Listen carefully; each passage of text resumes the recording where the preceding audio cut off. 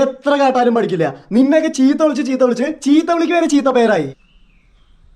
നിന്നോട് വില്ലേജ് പോയി കരമടിച്ച റസീത് വാങ്ങാനല്ലേ പറഞ്ഞേ? എന്നിട്ട് നീ എന്താ ചെയ്തേ? KCB പോയിട്ട് കറണ്ട് ബില്ല് അടച്ചതിന്റെ റെസീറ്റ് വാങ്ങി. കുറച്ചെങ്കിലും ബുദ്ധി ഉപയോഗിക്കടാ, ബുദ്ധിശൂന്യ. ചോറന്നല്ലേ തിന്നുന്നേ, അതിനെങ്ങനെ 4 നേരം മുട്ടില്ലാതെ വെട്ടി വിഴുങ്ങുന്നുണ്ടല്ലോ. പറഞ്ഞിട്ട് കാര്യമില്ല, കോപ്പ്.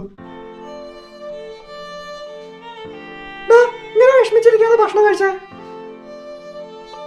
നിനക്ക് എന്താ മോനെ, 3 ദിവസം കൂടുമ്പോ അച്ഛന്റെ വായന ഭരണി പാട്ട് കേട്ടില്ലേ സമാധാനം വരില്ലേ? എന്തിനാ ഇങ്ങനെ ചീത്ത വിളി വാങ്ങി കൂട്ടുന്നേ? അതമ്മ. ഹലോ, ഷീരു ഭക്ഷണം കഴിച്ചോ? ഇല്ലേ?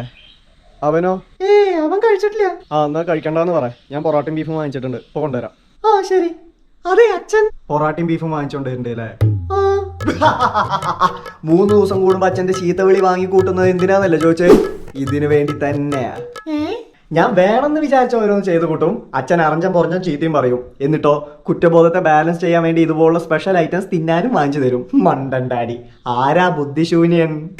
അപ്പൊ വെറുതെ അല്ലേ ഒന്നും ഞണ്ണാണ്ടിരുന്നിരുന്നേ. ഇനി മറ്റന്നാ സപ്ലിയുടെ റിസൾട്ട് വരും, എന്തായാലും പൊട്ടുന്ന ഉറപ്പാ. അപ്പൊ ഭരണിപ്പാട്ട് മാത്രല്ല, നല്ല പുതുക്കം കിട്ടും. എന്നാ ബിരിയാണി കൺഫേംഡ്.